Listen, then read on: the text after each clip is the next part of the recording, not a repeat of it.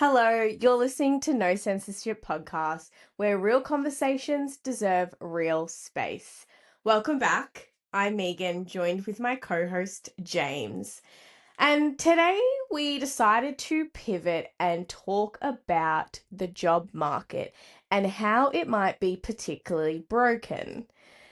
Very interestingly, I think something that we've seen is that the job market, job security might have taken off post COVID, but what we're actually seeing, if we dive a little bit into the details and into the statistics, it might not be as good as you think.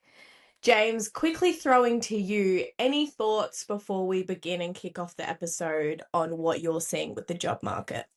Yeah, being in the job market right now, I'm having a really difficult time trying to secure not just a permanent job, but any job. Ever since I've been outside of uni, finding a permanent full-time job's been hard enough. And now, as I just said, being in it again, it just seems like the criteria is more of a checklist instead of a Mm-hmm. nice to have. So Mm-hmm. if you're not meeting every single criteria that the employer might be requiring of you, you're very unlikely to progress. So it's a challenge for sure, which I'm sure we're going to get into a lot more throughout this episode. Yeah, absolutely. And some of the things that I thought might be good to start the episode on is maybe a couple stats on what we are seeing in terms of unemployment rates and underemployment rates. So, Mm, entry level job vacancies in Australia have dropped by 29% since Jan 2024. So, it is a little bit more mm, scary out there than we think. Something that might come to people's mind is the Bureau of Statistics that really do report on jobs. And what we're seeing is that it's actually at a 4% rate of underemployment. But what they're not telling you is the criteria that it makes up to get to this 4%. And I'm going to quickly read off my notes so I get this right. But yeah, if sure. you work just 1 hour a week, the government counts you as employed. Only 1 hour. That's Interesting. it. Interesting. 1 hour is not a lot, and that Yes. can be a whole plethora of jobs. That can just be technically cash jobs, seasonal work. Yeah, A okay. hundred percent. 100%. And something that we see, which might be a little bit controversial, is that when you are claiming for welfare and money within Centrelink, all you do need is to work 1 hour to be able and eligible to have some of these claims and grants they give. So there is a bit of a cohort in this that might be perhaps taking advantage. So when you hear 4%, is that the full picture? Is that what we're seeing? People who have work but want more, it rises to 10%. So those who may have jobs but they're actually looking for more, what we're seeing is that statistic increase. So what that equates to is over 1 million Australians in that position who are wanting more and actually feel like they're underemployed. So Hmm. are we doing a good job at reporting what the situation actually looks like? I want to turn to you as well and ask, do you feel like it is worse? And are we in a job shortage? Are people expecting too much money from the job? And perhaps that's why we're turning things down or not going and applying for roles. Mm. We're in such a tricky point in society at the moment, especially with the cost of living. Gone are the days where if you're living by yourself outside of your family support system, where you can survive on a salary, Mm-hmm. I would honestly say minimum is now 70 grand, I would say. And that's probably pushing it, I would imagine. I remember my first job outside of uni, they offered me a 60K salary plus superannuation on top of that. And I was cheering, thinking, yes, this is so good. Um, got the first, fortnightly pay and I was laughing, I was swimming in cash. Mm-hmm. Obviously, back then I was living out at home with my family. But I think about my current situation now and how much rent is. No way, as desperate as I am right now, I wouldn't be able to live off of a salary below 70,000. And that's easily pushing it. So I think that's definitely a contributing factor to this Mm-hmm. situation where these jobs are perhaps lower skilled, but the expectation from the employee is I need more money than this to live. Therefore, I'm just either A, not going to apply for the job, or B, I'm too skilled to apply for this job. And it's creating this job saturation market where the expectations are not being met on both sides. That's how I'm seeing it based on what you've just described and my own experience. Mm. Yeah, really, really interesting stuff. And I think really great segue into your experience and your story. I'm hoping for the crux of this episode, you talk us through your personal experience and what you are going through right now in terms of currently unemployed. And yeah, take us through everything that's happened, start to finish. Yeah, so I'm in a really tough situation at the moment. It's hard. It's really hard. Where do I even start? Let's start at the beginning. So I started with this job, who, for the sake of the podcast, I won't name. But I started with the job 12 months ago in January 2025. And it's a not for profit organization. And how a not for profit operates is every single staff member is dependent on the amount of funding the organization receives. So there were two things impacting the future funding of our organization.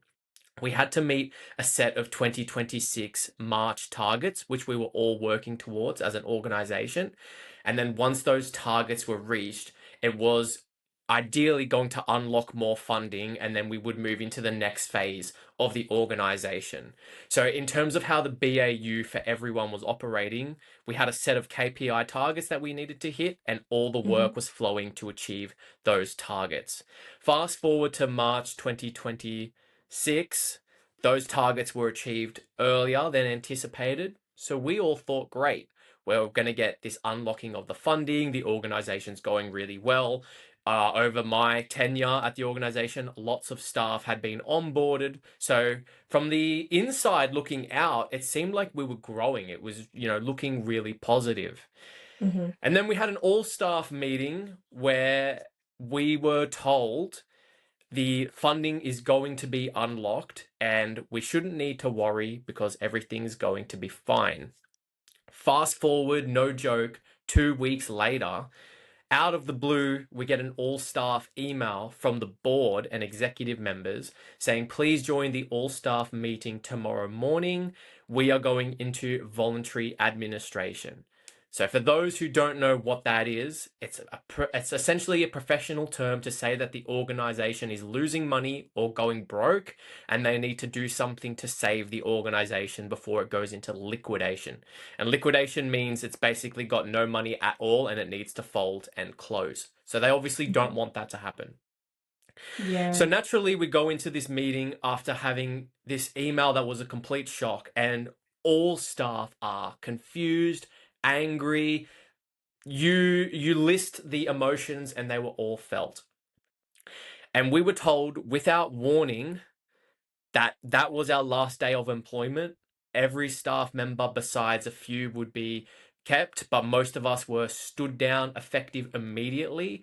And our last day of pay was up until that day's pay cycle. All of our Mm-hmm. leave entitlements are suspended. Mm-hmm. Sorry, all of our leave entitlements are still accruing, but suspended. We can't get it paid out. And because the organization has no money, we can't be paid out until this is resolved. And that was the middle of March, and we're now nearing the end of April. So since that point, a month and a half has gone by, and I've had no income coming in. I've had a job stand down just thrown upon me. I've had to redo my CV.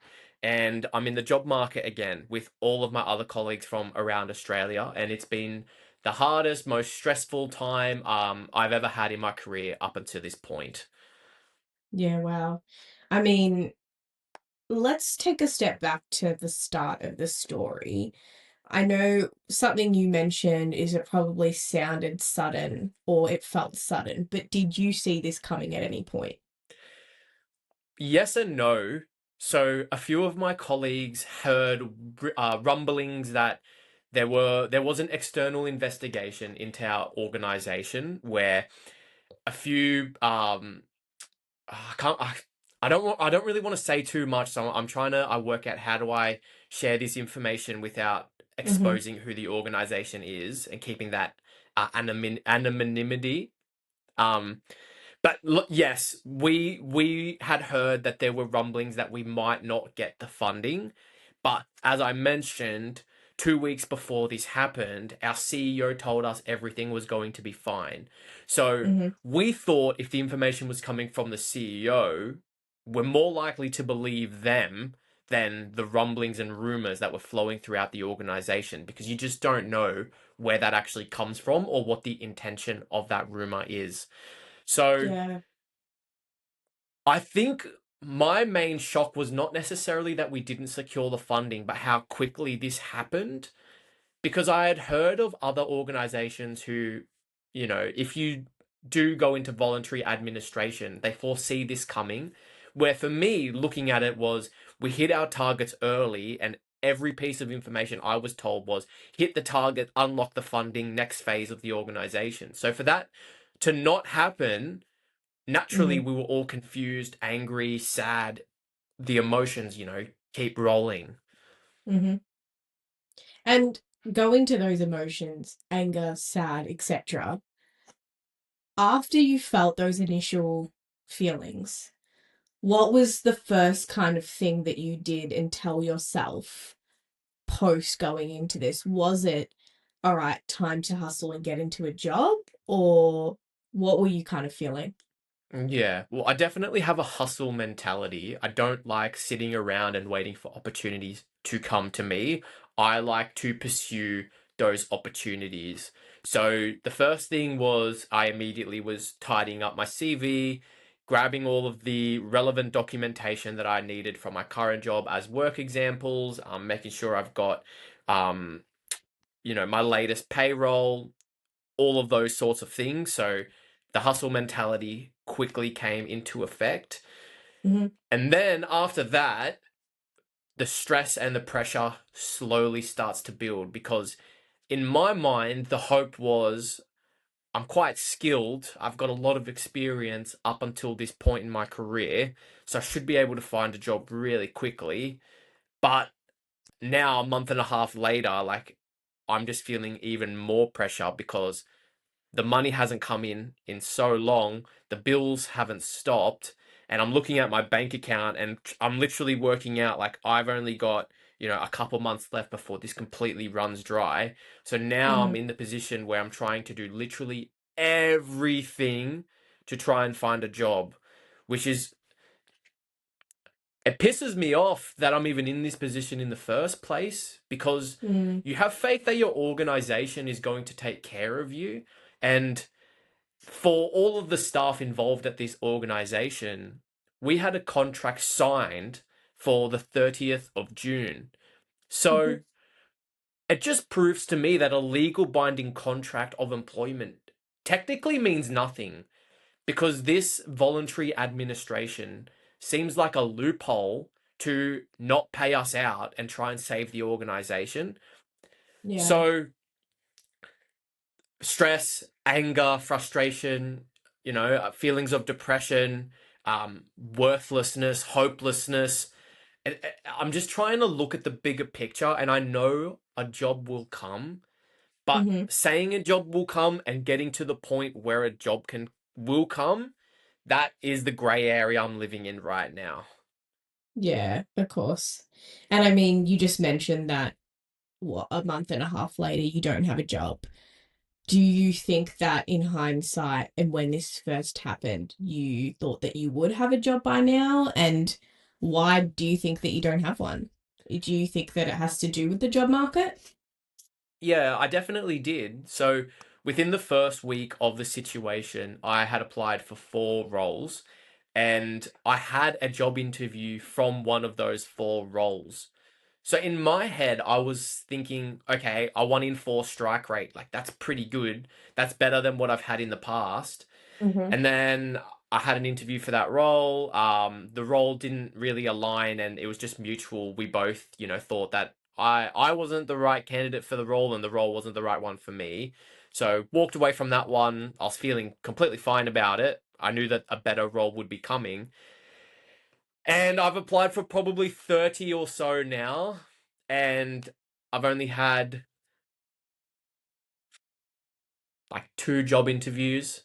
I've made it to the next stage for 3, but I Mm-hmm. didn't get past the other stage. So yeah, 2 job interviews, 3 progresses.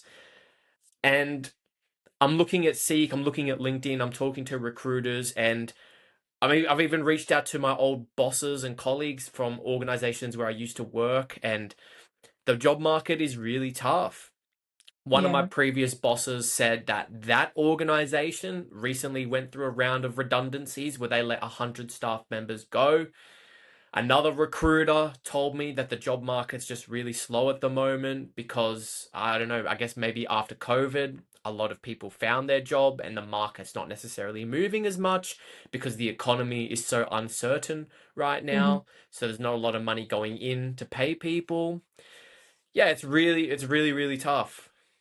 And do you feel like where you are right now, you're still in this state of feeling upset, angry, and mad? Or do you think that you might be getting there or in a state where you've kind of made peace with the situation and moved on or moving on?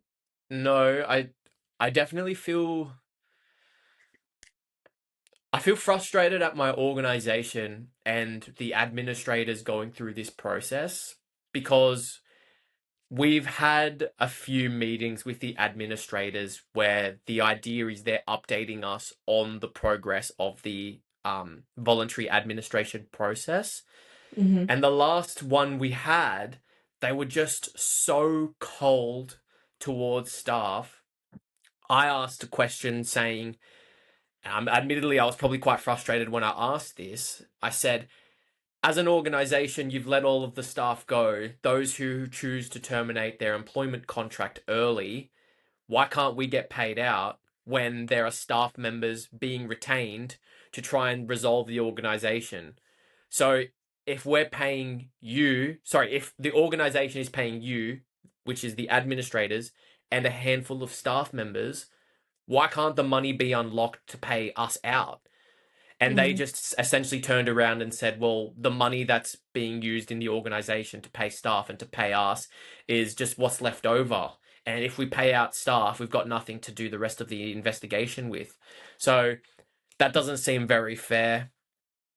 And there's other bits and pieces that I don't really want to go into because I don't want to, risk Mm-hmm. anything getting out there. But yeah, I feel extremely frustrated and I feel very hard done by. I think about Yeah. myself in the situation I'm in, and I also reflect about my colleagues that I worked with, and some of them were single parents and they're also without income now. And because the process is still ongoing, they can't, well, none of us can apply for any Centrelink benefits because it's still technically showing we're employed. So it's a Mm-hmm. big, big mess. Mm. And what are they saying? What is, I mean, to your point on, I think no one in this situation is better off than the other, but I would say, you have a partner at home who still has a source of income coming in. You don't have kids or pets or anything like that where income would have to go towards that. And to your point, you've got so many colleagues that perhaps are single and have to just take care of themselves, don't have the luxury of family support, and two may have multiple children as well. What are they saying? Well, we've got a group chat with all the staff members who are involved in this unfortunate process. And, a lot of messages are going back and forth. Some messages are asking if others have found employment, others are questioning the process, others are questioning when the process is going to be resolved. Naturally, we're all feeling pretty much the same way. There are others who are feeling, um, I don't know what the right word is. They're not necessarily happy, but they're not stressed either. And I think they're just in a different financial position in their life where perhaps they've they've paid off their mortgage and they're not relying on an income, and the job was more for them to just feel like they're doing something still and not just staying at home being stagnant.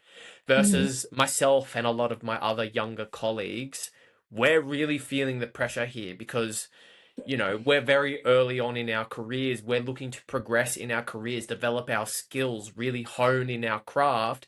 And this is just a speed bump that, one, we didn't ask for, and two, we didn't know that was coming ahead in the first place. Hmm. Yeah, that's really interesting. I guess everyone has very much different situations and scenarios. And I guess in a situation like this, it's really hard to compare because at the end of the day, you're all in a horrible situation trying to kind of get out and get back out Mm, there. mm, I I heard you mention about there were a few rumors and whispers that perhaps it might have been going in this direction of the fundraising running out. I want to know, do you have any regrets not looking for a job earlier when you first heard that perhaps it might be heading into this direction, or perhaps they weren't extending your contracts now that you see mm. the situation you're in? Yeah, hindsight's a funny thing, isn't it? Because I Mm-hmm. always live my life with the situations that have happened in previous roles where I try not to stay too loyal to an employer because they'll never be loyal to you. And this situation is the perfect example of that, of how disposable we all are. Just the fact that it happened on the day so quickly, without warning, without notice, you're stood down, no pay. Mm-hmm. I did have a job interview with a recruiter before this happened, and no fault of my own, I was waiting with that recruiter at the allocated time slot for 15 minutes, and the recruiter never showed to the meeting time slot. I then left the meeting. I sent them a follow-up email, and they replied with some pathetic ass excuse saying that they were late and they ended up joining like 20 minutes later. And I just said, "You don't waste my time. I'm not even interested in the job anymore." And I don't Mm-hmm. regret that because your time is valuable. And if you're Mm-hmm. saying you're going to meet with someone at a certain time and you're on time, give yourself the respect that you deserve and realize that either A, that job's not for you, or B, that recruiter's not for you. And that's exactly what I decided to do in that situation. So I've reflected on that situation with everything that's happened and thought, should I have given that recruiter a second chance? Maybe, because then I would have left, I would have got paid out before the administrators. Well, if I got the job, in theory, if I'd got the job, I would have left before the administrators would have come in. I would have got paid out my annual leave. I wouldn't have even looked at this situation and I wouldn't have been a part of this situation. But Yeah, I believe everything happens for a reason. for sure. So I'm sure the right job's going to be coming, but yeah, I try not to look back with hindsight too much.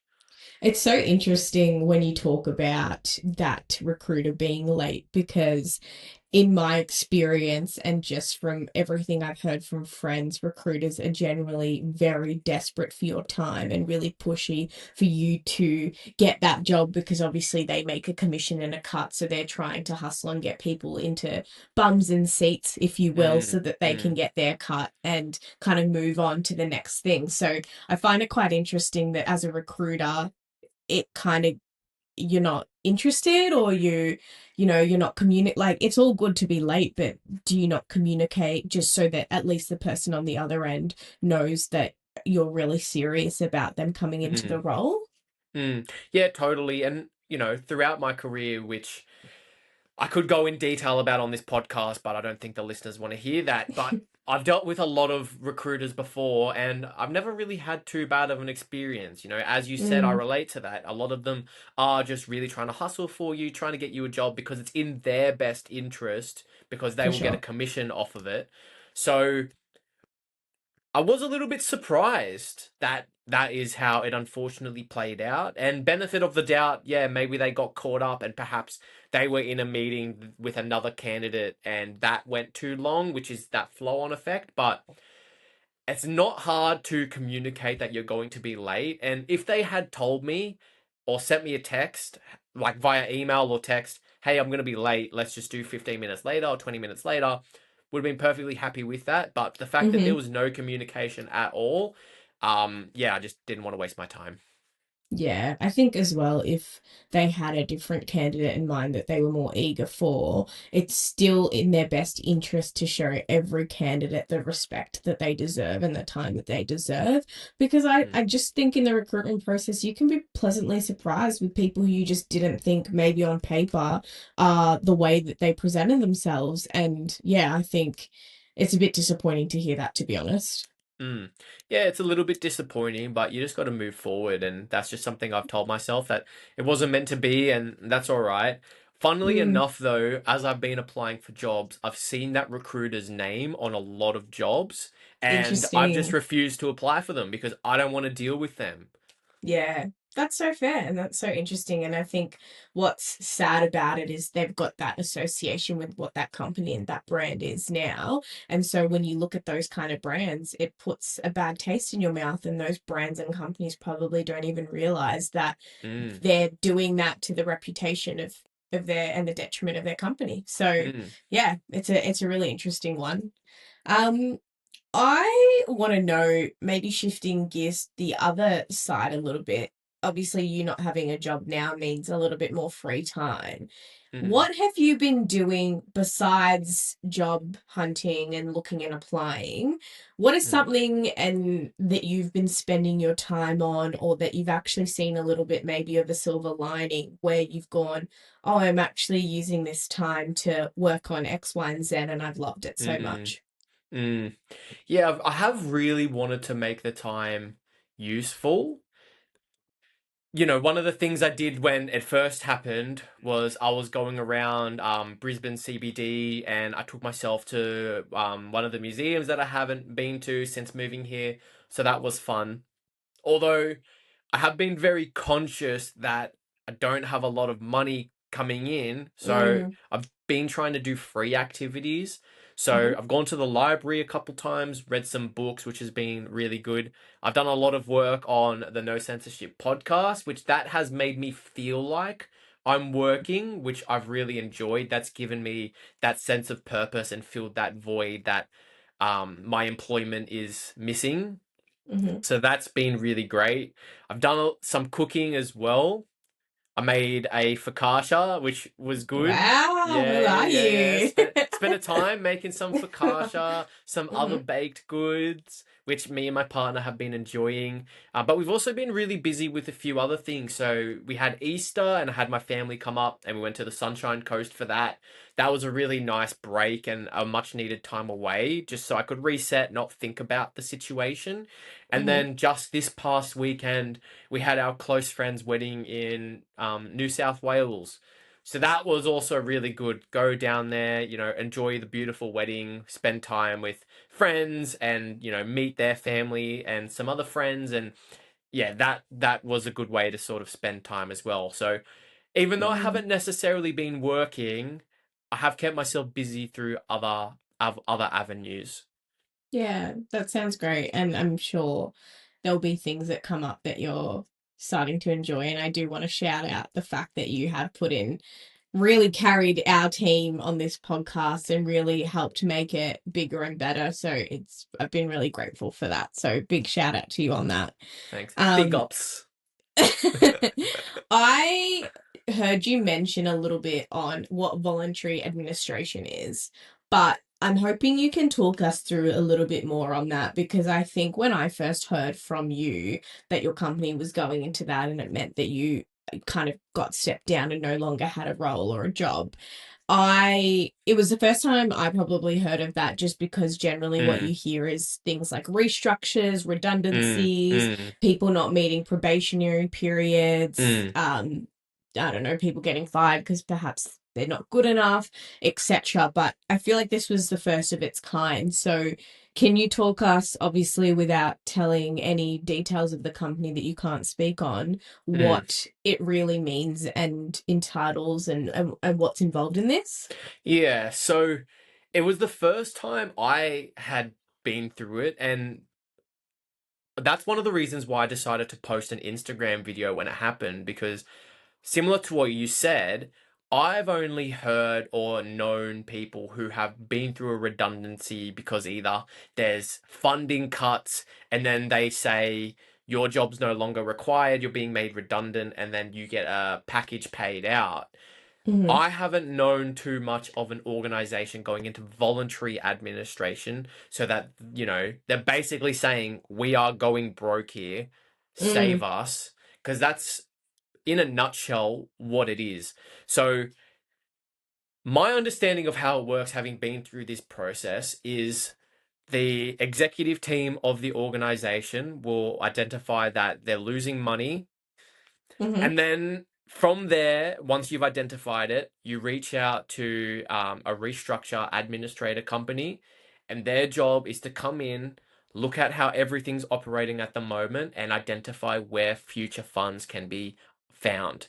mm-hmm, So, in this instance, they've been talking to some of our corporate partners and put advertisements out in, different business papers and stuff to see if there's any interest for people to um, invest in the organization, and determine from that point it determines, well, how much funding is received and what that will mean for everybody's roles. So if they get the same or greater funding, well, then that would in theory mean everybody can go back to the job if they chose to. mm-hmm, Or if there's funding, but it's not as much as the organization was operating on, what does a restructure look like to make sure the mm-hmm. organization's moving forward and not going to be regressing again? Yeah. So, in this process for the staff, all of our contracts were set to finish on the 30th of June anyway. So we've had two options outlined by the administrators. You can either hold your position and wait out the process, but if it gets past the 30th of June, you do not get guaranteed your entitlements, so therefore you're at risk Mm, of losing it, or you vacate your position, opt to terminate, and then your entitlements are locked up. got So you. I recently decided to go down that option because I figured I've done a lot for this organization in my time here, and this is how I'm being rewarded. I don't trust that the organization has my best interest or any staff's interest at heart, to be completely honest, with how we've been treated. Mm, And I've decided to terminate my employment and get eventually paid out with that end date figure. mm-hmm. So Yeah. that's my understanding of the process. There are a lot more intricate details in there that I don't know about, I'm sure. And Mm-hmm. obviously, for the sake of anonymity, however you say that. Yeah. I think if anyone as well is more interested, there's so many resources online, and we can link some below as well on exactly what the outline is of that, because I think to so many people it is quite new. I am pretty keen to now get into the day in the life of James now that you are on the job hunt, and what Mm, an average week kind of looks like for you, and more in particular, putting jobs at the forefront. So, as you mentioned before, you're really applying for a lot of jobs. So, what does an average week look like? Are you picky or desperate? And yeah, how does that look like to mm. you? Well, admittedly, it's starting to feel like Groundhog Day, to be honest. Mm-hmm. And I'm starting to feel a little bit crazy because there's only so much you can do at home, right? Like, Mm, we're in a fuel crisis at the moment, so fuel is ridiculously expensive, so I don't want to drive my car. mm. Um, at the moment, most of the Brisbane trains are down for maintenance, so that sucks. Oh God. Um, but a day in the life, so I've been really good with setting a routine. I still wake up at the same time, so Wake up at 7 o'clock in the morning. I'll go for a morning walk to get some sun. Mm-hmm. Come back, have breakfast, and then I make it a priority to have a look at job websites. So Seek, APS Jobs, Queensland Government Smart Jobs, see what's available. I'm not right now. I'm not in the territory of being too picky. I Mm-hmm. don't want to get into this position ever again. So I'm picky in the sense that I'm looking at organizations that I feel confident would support me and not be in a position where they're reliant on a large amount of funding to keep operating. For sure. So, I'm making sure I'm looking for, permanent full-time roles in the same level or potentially higher than what Mm-hmm. I was currently doing. After I've done that, probably read a book again, have lunch, go to the gym. Admittedly, I'm not watching too much TV, and I think it's almost like this toxic trait that I've got within me where I feel like I always need to be doing something proactive. I just feel Mm-hmm. like because I'm unemployed, but it's not by my own doing, I Yeah. just don't want to feel like I'm being lazy. So Yeah. I'll usually go and I'll do a couple hours work on this podcast or I'll I'm at the moment I'm just playing some chess, just to chess online, just so I can Yeah. keep myself Nice. stimulated, reading some books. Um, yeah, it's just Yeah. like that kind of thing. Baking, as I touched on before, errands, washing, cleaning. I'm a very good house husband at the moment. Yeah, I can hear that. I think what's important and what I love that you spoke about is just keeping yourself intellectually stimulated and also making sure you do continue to have a routine. Don't get me wrong, I think when you first happen, it is so fine to sit in your emotion and watch movies or TV shows and the like every day, but who's to say tomorrow that you don't get it, like you get a job and then they expect you to come in the next day? What you wouldn't want to do is set yourself up for failure when you've kind of Mm, lost this mm, routine and sat around moping. You kind of want to keep yourself energetic because you will probably start getting lethargic when, you let yourself mope around too much or mm, stay on the couch too much. So, I mean, it's great to hear that you're doing that, and it does sound like you have been quite active. I want to mm. know, what is the response rate at the moment for the jobs you've applied for, and how many have you applied for? The response rate is not good. So I feel like I've been in this cycle almost every 12 months since graduating uni, and it's not by any fault of my own. I've just identified that it's so hard to actually get a permanent full-time job. Every Mm-hmm. job that I've managed to get has always been a 12-month labor hire contract or it's a 12-month non-ongoing contract. So at the moment, these jobs that I'm applying for, I'm, getting a response rate of maybe, I don't even know what the figure would be. Because I've applied for roughly 30 at the moment, I would say. And I've only heard back from four or five. Yeah, Honestly, okay. I think it's four or five.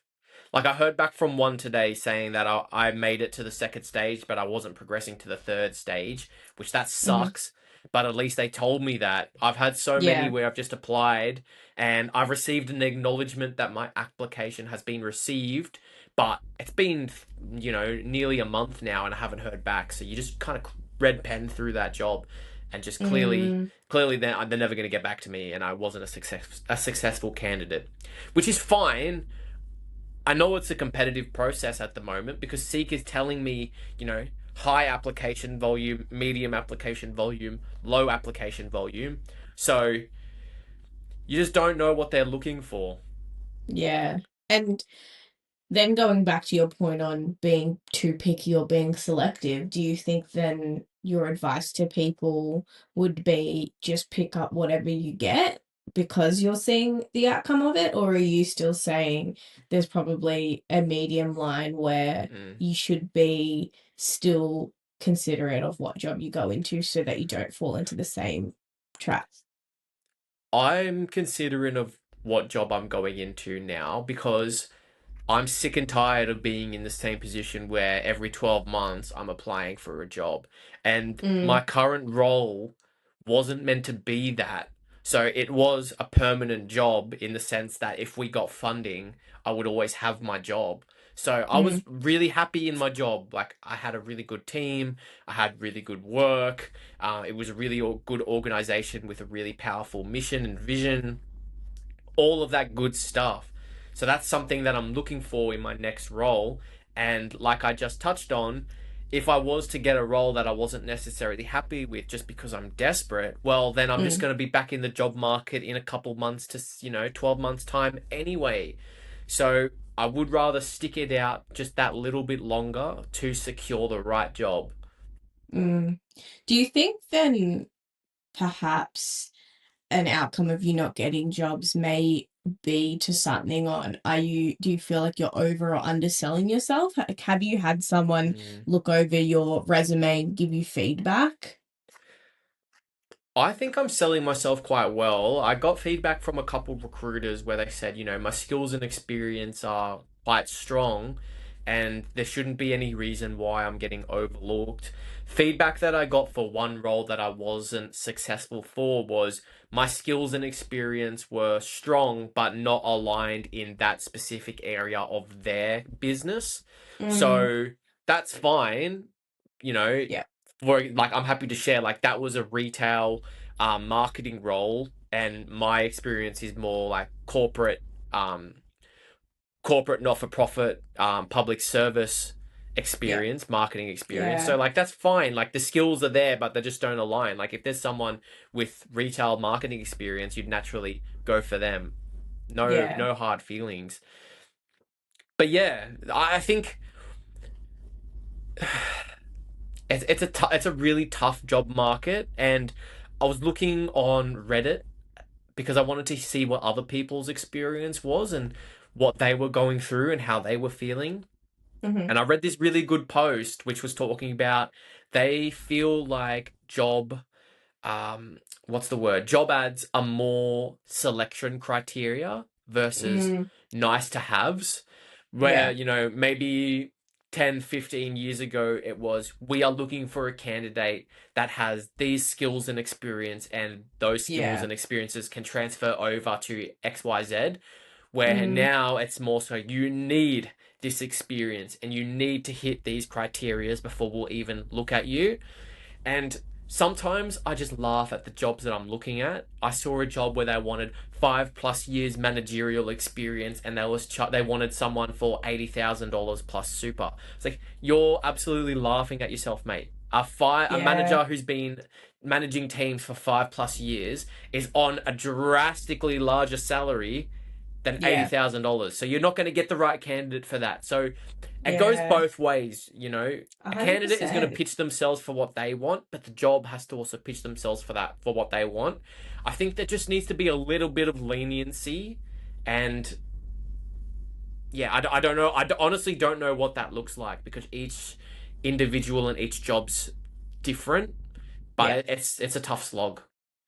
It's so interesting because you see a lot of, especially within entry level roles, and not saying you're going for that. I know you've got a world of experience, but something that I see a lot in these entry level roles is, oh, 3+ years Mm-hmm. experience in X field or with this or with that.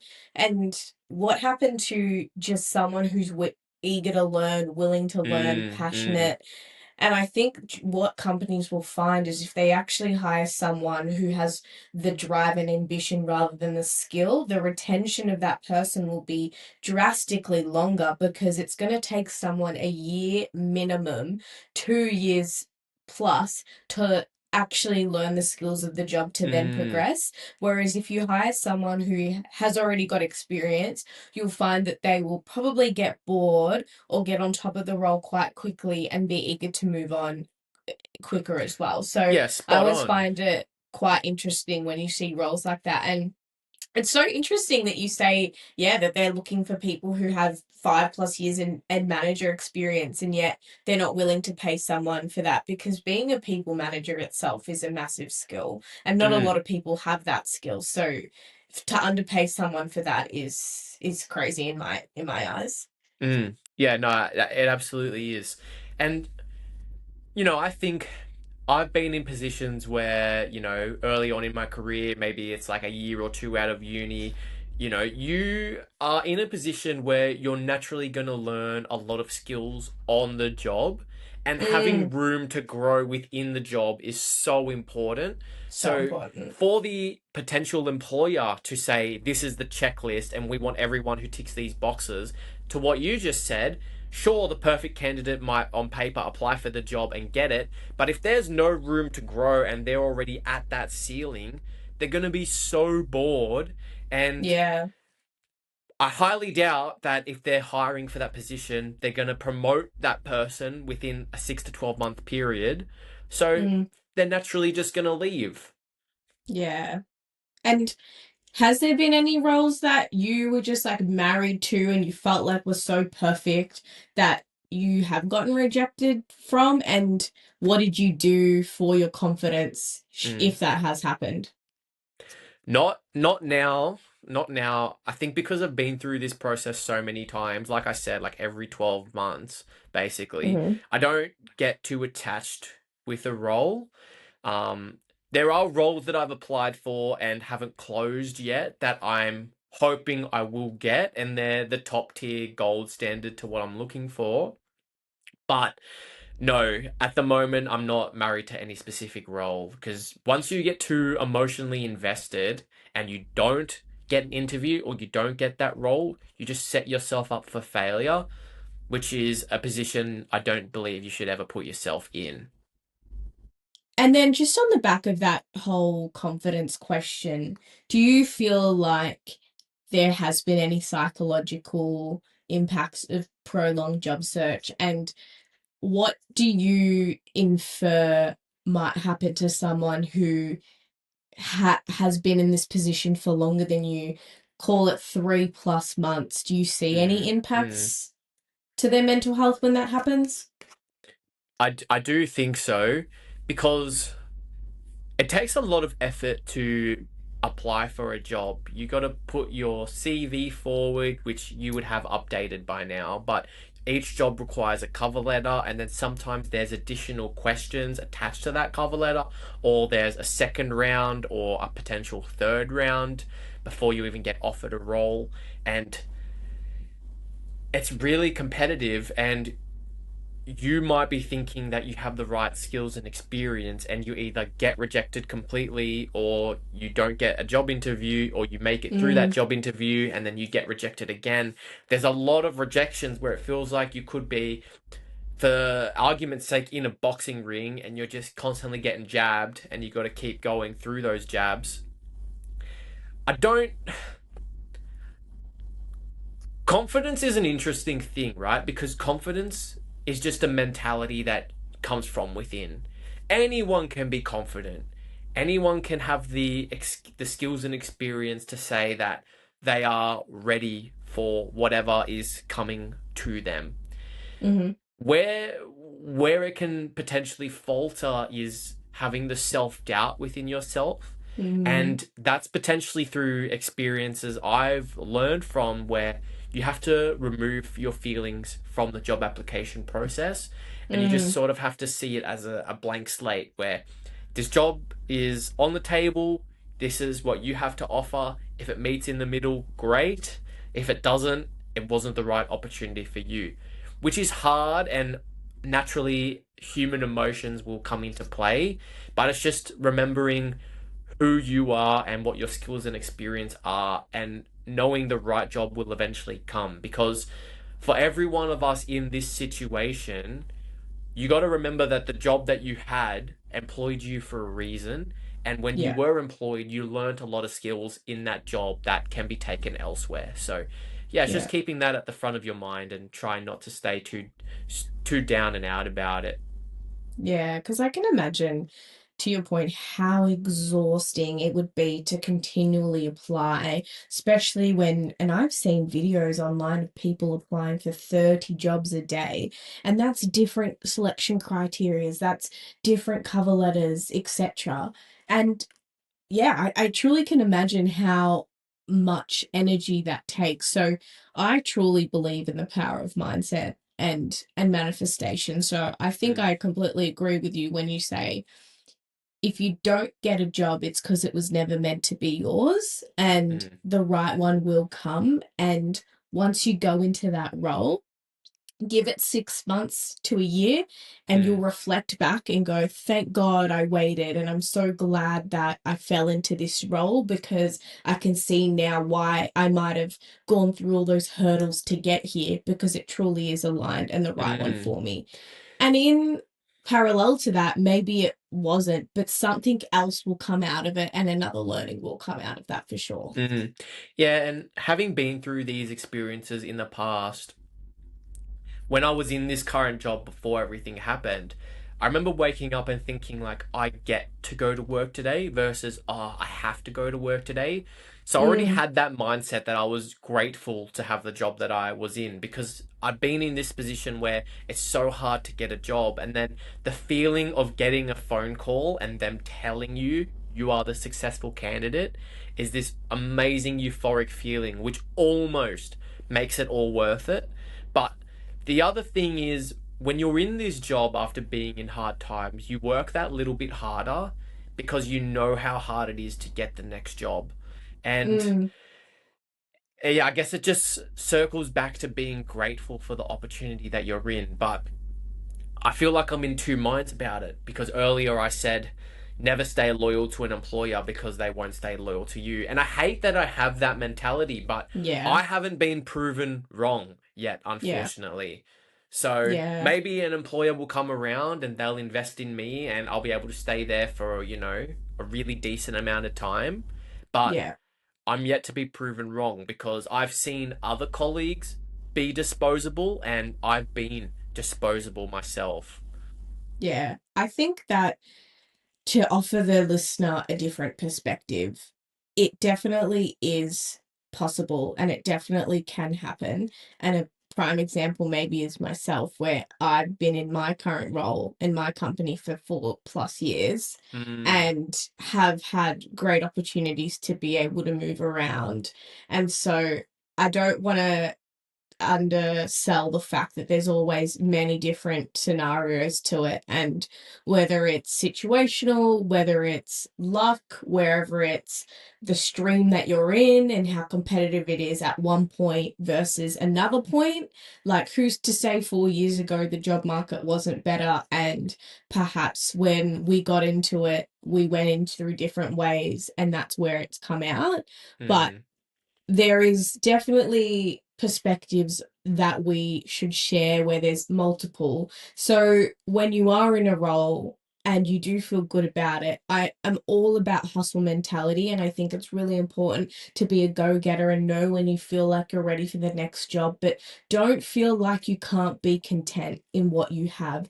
Don't feel like you can't be a sponge and really truly absorb every element before prematurely wanting to move to the next thing and then getting into a situation where perhaps unfortunately that role then no longer exists and then you are in a position where you mm, have to look for another job. So mm, for those listening who are in a really stable financial like job, just sit in that as well and realize how lucky you are, even like speaking to you about what it could look like on the other side too. mm. Yeah, and I reflect on the conversations we've had over your 4 years, and you've done some amazing work at Thank your you. company, and you've had the opportunity to do things that are so unique to the position that you're in, where if you know, maybe went down a different path or decided to leave 2 years in, who's to say where your experiences could have gone? Like For it could sure. have been better or it could have been worse. So, yeah, Yeah. having that opportunity where, in your instance, your company has decided to invest in you and likewise you're investing in them, it's a win-win. Yeah. I agree. And I think one thing I see with Gen Zs is that we are very quick to move to the next thing and we can't sit in it and we can't feel content. But I would really push you to just really sit in it for a bit and Mm, don't feel like that you can't be rewarded within the company that you are, Mm, because there are definitely instances where when they see you putting the time and the effort and the hard work in, they will also invest in mm, you and your future because they see you having a big one at their mm. company. So, Yeah, I get really frustrated when this stereotype and misconception about Gen Z in the workforce comes out, where they mm, say Gen Z don't want to stay in a workplace for so long. Gen Z want to job hop all the time. Gen Z don't want to work hard. Gen Z this, Gen Z that, where I reflect on a lot of the jobs that I've had, and if given the opportunity to have stayed in a permanent position, I can riff off on my hand how many I would have loved to have stayed at because I yeah. loved my team, I loved the work I was doing, but that's just the unfortunate nature of the job market where, you're working on a project and the project funding is only for a short amount of time and then it ends and then that's it. People have to go their separate ways. So Mm, it's definitely a misconception that I feel strongly against. And the positive here is you are the opposite of that misconception because you have stayed thank you. in your job for, 4 years. And from the conversations we've had together, like you're not planning on leaving anytime soon. So, unless this takes off. So, please take off, no censorship. I don't want to put you on the spot here, but if there was a potential recruiter, brand, or company or manager listening right now to this conversation, Mm. what would be your pitch? What would you say to them right now if this is your one opportunity to get your foot in the door, to get an interview, or perhaps land that role in their company? Oh, you will get the greatest employee of all time. Yeah, great. You're Yeah. hired. Yeah, yeah, well, in all of the jobs that I've applied for, I put no censorship down because to me, this is a passion project for the both of us that we've put a lot of time in developing. We done the strategy, the branding, the social media content for this, the episode planning, the episode refinement. This no censorship project is a culmination of our university experience, our Mm, degree, everything we've learned in our careers so far, and the skill set that we want to keep learning outside of our careers that we can channel our creative energy into. So I look at no censorship as this thing that I'm building outside of my career and adding another string to my bow. So look at what I'm doing outside of my career, and these are the skills that I can bring to your organization. So mm. give me a I love that. chance. Yeah, I love that. And as someone who has seen you in the since uni and go into the job market, although I don't feel like you answered my question completely, I'll do it for you.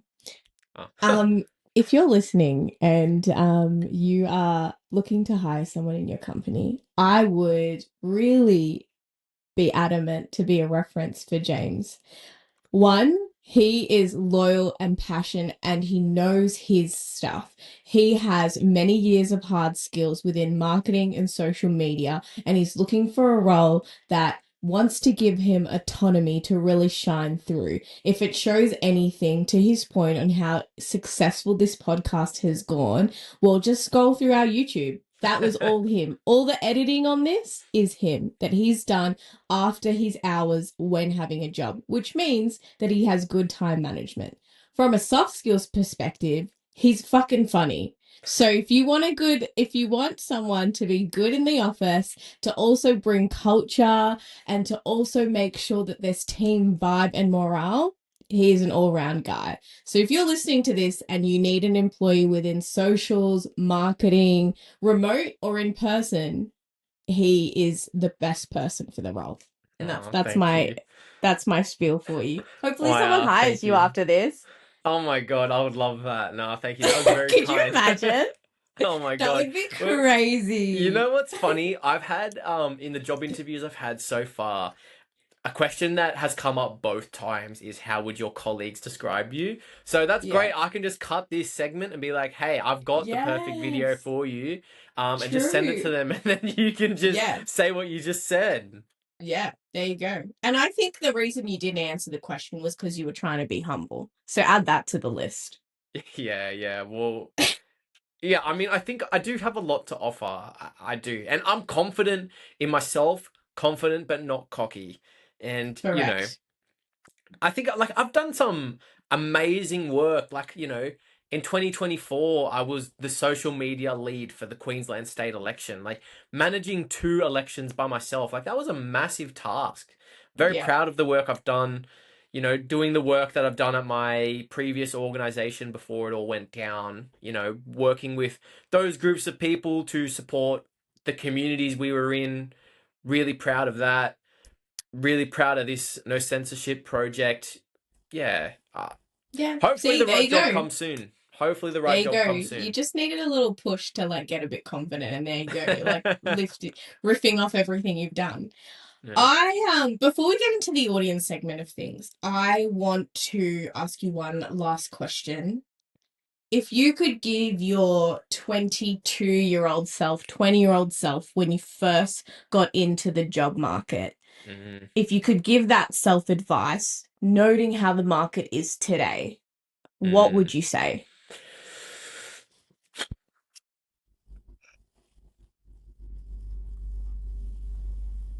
The turning point for me was how I got to Brisbane.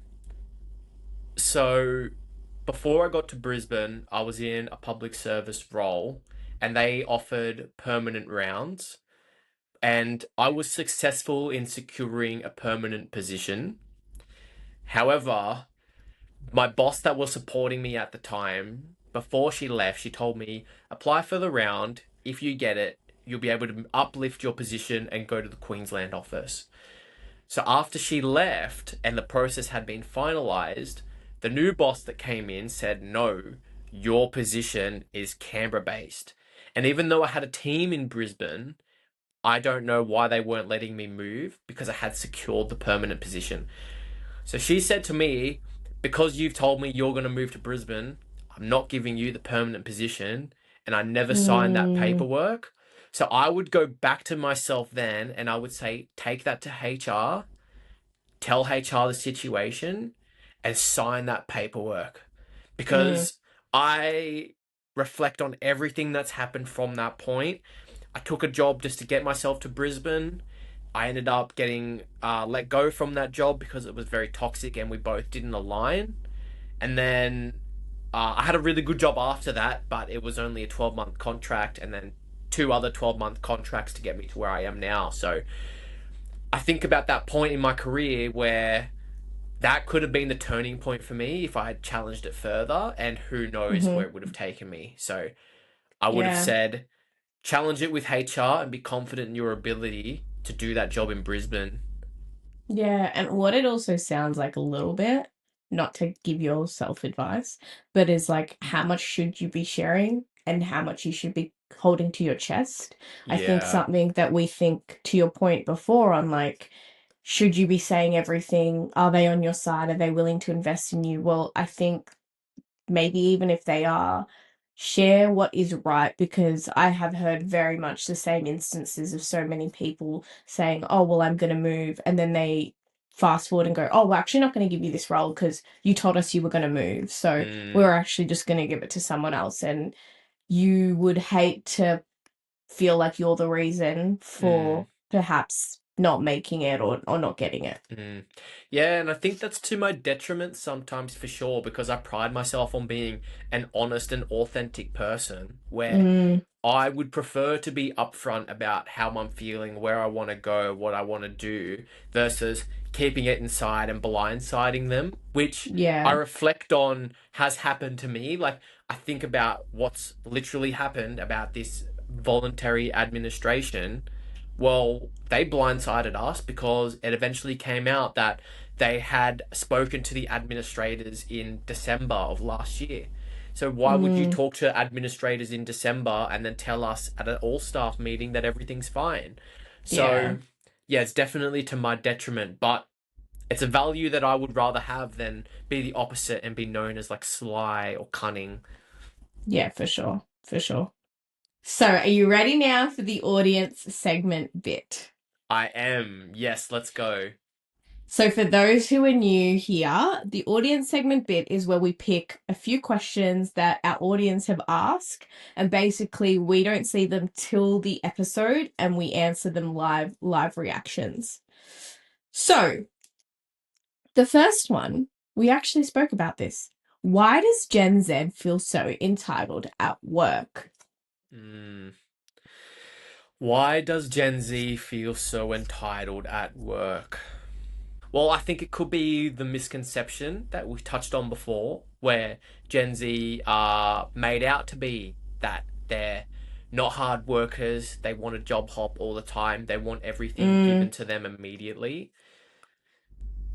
The other thing I reflect on is I think Gen Z, we're raised in this really fast paced society where there's always something around the corner and there's always something a scroll away where everything's at our fingertips. So, for example, you can go on Seek and you can see all of these job opportunities, and they might look really great on paper. So, you could potentially feel like, well, I'm not getting what I feel like I'm owed at this current job. Let me go and job hop and let me go and apply for another job. So, that could mm, potentially could be leading to the entitlement. But another reason is because the cost of living is so damn high. Gen Z feel like, well, I've got a degree or I'm skilled in this area and I need you to pay me what I'm owed because I can't live yeah, on your shit salary. So give yeah, me more money because that's the minimum of what I require at the moment. What do you think? yeah. What do you think could be feeling like leading to these feelings? I want to go in just making sure that I'm addressing both sides of the situation because, one, like, no one would be saying this if they didn't see this or witness it or feel it. But I'm probably on the other side where I always get so offended when I hear people say this because I really truly feel, and this is just speaking from my own experience, that I am so hardworking. I mean, you can say it from the fact that I get anxious to present because I care so much, or, I care how much I show up and I really want to do the best that I can at work. And I do want to progress within the company and give it my all. And Mm, if that makes me feel entitled or come across entitled, then I just don't understand it because you come home and some of the conversations I have with my partner on, like, oh, I hope I did well here, or I'm really excited about this, or can you please check this for me? mm, mm, That isn't entitled. That's wanting to be hardworking and wanting to put everything and loving your job and feeling passionate about it. What I do think is the misconception is there and you spoke about this well, is there a line between entitlement versus just the bare minimum? So some mm, things and some notions that we probably don't see or the older generations didn't have luxury to, we are now saying actually we should be clocking off at 5. It actually isn't right for us to mm, work more and it mm, doesn't mean anything. Does mm, that make you entitled or does that make you wanting to have work life balance? So I think that there's definitely two sides to it. There's different types of Gen Zs, but I always feel very hurt when people come to me and say this because I don't relate to it. mm. Yeah, that's such an interesting point you make where we feel like we can strive for better conditions where like the 9 to 5 working hours like are pretty good, but we feel like no, like we have the right to disconnect, which the Labour government officially introduced as a policy, last year or whenever it was, because it was leading to too much burnout. Mm, And you know, I reflect on, imagine the 1980s. When you go to work, your work is literally at that desk. You go yeah. home and no one had a mobile phone, so you can't be contacted. Yeah. And then now, with modern society, everyone can be contacted. We live in this always on society. So, yeah, disconnecting and turning off from work is really hard. And that expectation of, well, you're just a phone text away or an email away, it literally becomes a notification away at that point. So, Mm, yeah, we've seen what our parents have gone through, and I don't think we want that for us. I think that's where it's coming from. All right, question number two. AI tools for jobs makes it feel harder than ever. What are they picking up? Including this one-way interviews where you just talk to the camera. Don't you think that the shortlist for candidates would be the same if AI is picking them? It's a really interesting question. I'm trying to think of where this question could have originated from because so far in my experience, I haven't had any AI interviews. Maybe they're using an AI to curate the applications, but the actual interview themselves, it's Mm, always been with a real person. So I don't really have anything to touch on with that. yeah. Um, I have a bit I'm here. interested if you do. Yeah, I have a little bit in this space. So I think that I probably see this with a lot of entry level jobs. And I only say this because I have a few friends that are within post grad, undergrad applying for entry level jobs. So a lot of them have told me that, they sit and they record and they're recording to camera or they're putting in their resume and it's going through obviously like an AI tool. And Mm, what I can hear and see from them is the incredible frustration that they feel because it does feel really one dimensional. I think sometimes it is really incredibly hard. I mean, you might have experience on this, on how much can you write on a piece of paper that really truly shows your personality and what you've done.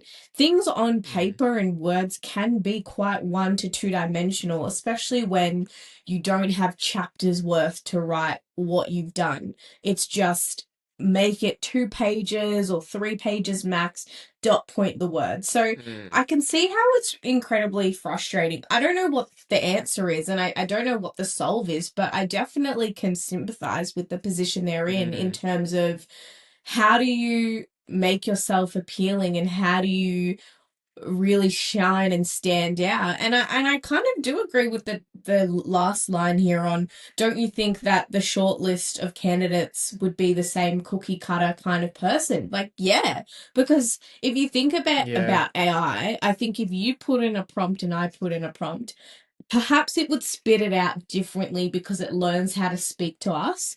But the meaning and the message and the crux of it would probably be very similar. Mm. Yeah, I think that's a fair point and a fair assumption. One thing I Mm, thought of while you were talking though, which is like a slight deviation, is m most candidates, let's just say you're down to three candidates and you've had interviews with all three candidates. All three of those could do the job. mm. I would like some sort of system where you could trial the job because I'm sure you've had this experience. I've definitely had this experience where you've left your job, gone to a new job, and it's actually shit. So Mm, if you could have like a 1 month trial where you're kind of like on leave from your current job and trying out this new job and seeing if it works for you, because mm, making that commitment on your side is as big of a commitment as it is for the employer because yeah, the best advice I've ever received is they're not just interviewing you, you're interviewing them. And sometimes mm, we can get lost in that process because so often you have a 45-minute interview, they'll ask you questions for 35 minutes, and then you get 10 minutes. That's not really yeah, fair. It should yeah, be an open conversation where you can talk, I can talk, and you go back and forward and you see if you align. yeah. I completely agree. And I think it's a really, really great point and piece of advice. And something that I really want to emphasize for the listener and the audience is it is two-way. You equally should want to work for the place as much as they equally want you. And I'd love to Mm, share a personal experience in this when I first moved interstate and I was looking for a job here. And it wasn't this role, but it was a different company. And I remember applying for it. And mm, it was very much the interview, them speaking at me. And it was like, okay, well, can you do this? Can you give us an example of this? And I was like, whoa, mm. like I feel so, and I can't think of the word right now, but like you're trying to intimidate me and you're Or like just trying to, overwhelmed. yeah, like overwhelm me, and you're just like question after question after question, and like, are you trying to test to see if I'm gonna fold or not answer well? Like, this doesn't feel right for me. And Mm. what was really interesting is I didn't get the job because I felt like someone who applied ended up having more experience than me, which was fine. And then, do you know what was funny was that they that guy didn't take the job. So then they were like, hey, you were second best. Do you want it? Yeah, classic, And I classic. remember because it was through a recruiter, so it wasn't directly with the company. And Yeah, then the recruiter was like, "Oh, can you like let us know?" And so I thought to myself, I'm going to just let him stress a little bit. So I yeah, didn't reply for a few days, and I was like, "Oh, I need till the end of the week. I'm actually applying for a few other jobs now, and I've got a couple offers, so I need to figure out if I want this or not." And yeah, he kept calling me every day, being like, "You need to answer, you need to answer." And I was like, I'm not going to. What makes you think that I'm going to treat you good and give you the answer you want when you didn't treat me well through the interview process at all? yeah, yeah. And Wow, that would have been so good. eventually, on the last day that I had, I knew to myself I wasn't going to take it. I had already this offer for the role I'm in now or the company. And I said, "Oh, I'm not going to take it," and whatever. And then I also added, also, I just want to give feedback on the interview process. It definitely did, it felt one sided. And I would emphasize if they're really trying to look for someone that perhaps they make sure it's a two-way conversation. And then never heard from them again. Nice, nice. And you Yeah. know what? It would have felt so nice having the power in your position for once. And then it Yeah. also would have made them realize that they were in the wrong, and it gave you a greater insight into what working there would have been like. Yeah. Yeah. And it was funny because my parents were not the happiest with me for turning it down. They said, well, just take it. It'll get you there. It'll get you interstate. And this is Mm-hmm. goes back to us saying, like, should you be choiceful and picky? I in that instance had the fact that I lived at home and I did have a security blanket to fall onto, and I wasn't pushed by, oh, I need to move by this time period. So I was Mm-hmm. quite lucky to go, actually, I don't need to take this if I don't feel like it aligns. And I am really, really grateful that I trusted my gut because, as you know, and as we've said, 4 years on, I'm still at the same company. So Yeah, just make sure that you really, really think about it and it feels right for you. yeah. Great story to share. Last question. Sorry, we went on a bit of a tangent on these ones. Last question. Do you think a resume can tell someone's age and therefore there is bias on hiring, especially if they feel like you're younger? Oh, you know what?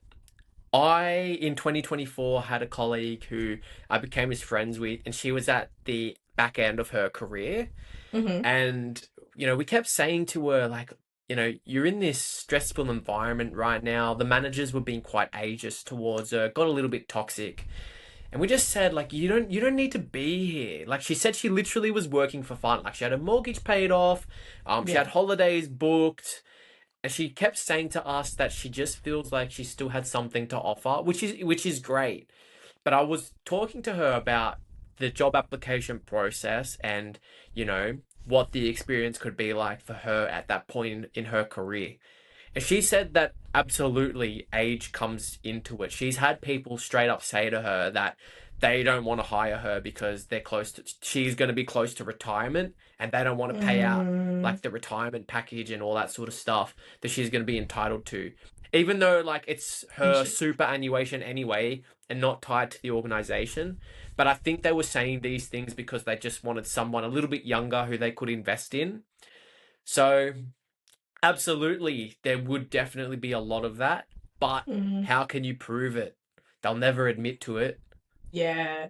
I think that's a really great example on the other side of the spectrum because I think the first thought I had was maybe if you're too young or have lack of experience that they perhaps wouldn't hire you, and it'd be pretty easy to see that based on how many jobs you have listed on your resume. So I think your take is quite interesting, but I think every company has and I hate to say it, hiring biases, because they have people in their company that they see thrive and do really well. So they probably would want to continue to hire someone who falls under that criteria.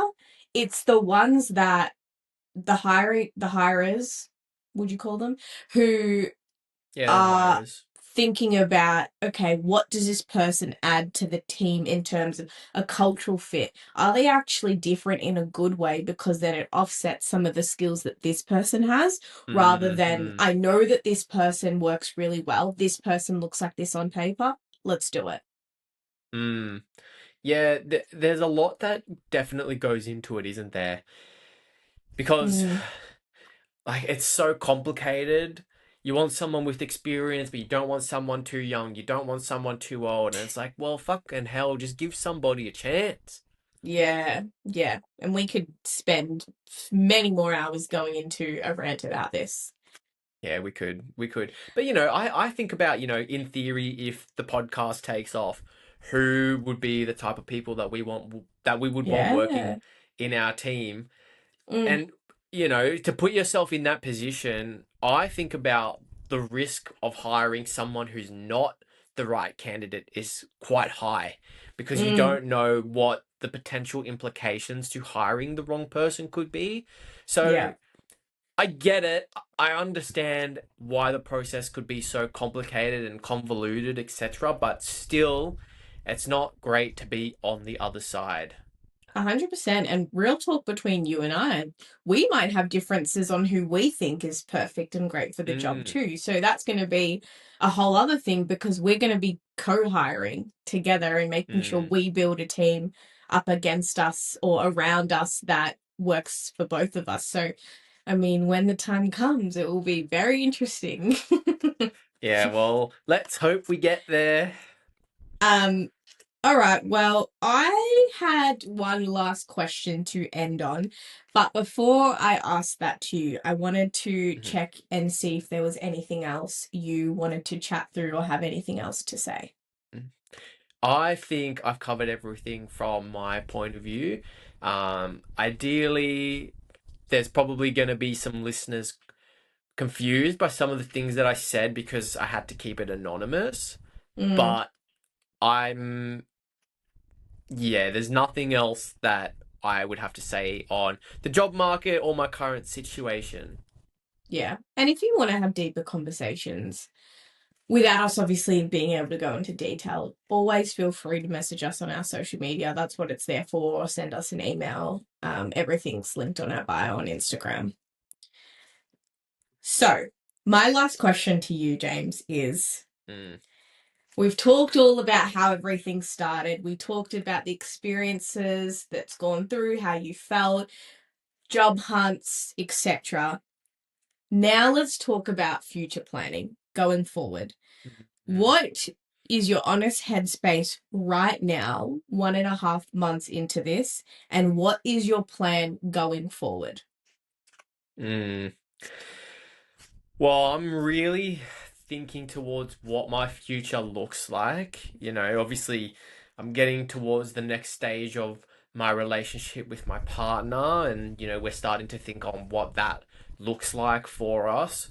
So for me, I'm really focused on getting that permanent, full-time position with a secure job that I can invest my time into and they can invest their time into me so my skills can grow. I've obviously got AI at the forefront too. How is that going to implement and affect the work that I'm in marketing, Mm-hmm. communications, and social media? I think we're going to see a real shift. I don't think it's going to be as concerning as people are making it out to be, but there are going to be some implications that we're yet to see at this stage. So that's Mm-hmm. something that I'm thinking about too. But those are the two main focuses, I would say, for sure. Yeah. And obviously, we talk outside of this, but good luck. And I'm sure, and I feel it in my bones, something's going to happen very, very soon. Thanks, Megan. I'm sure it will too. I'm sure it will too. It's only a matter of time. All right. Well, you found and listened to us for a reason. So Don't let the conversation end here. Make sure you subscribe, follow us on all of our social media, and we'll see you next time because real conversations deserve real space. Bye.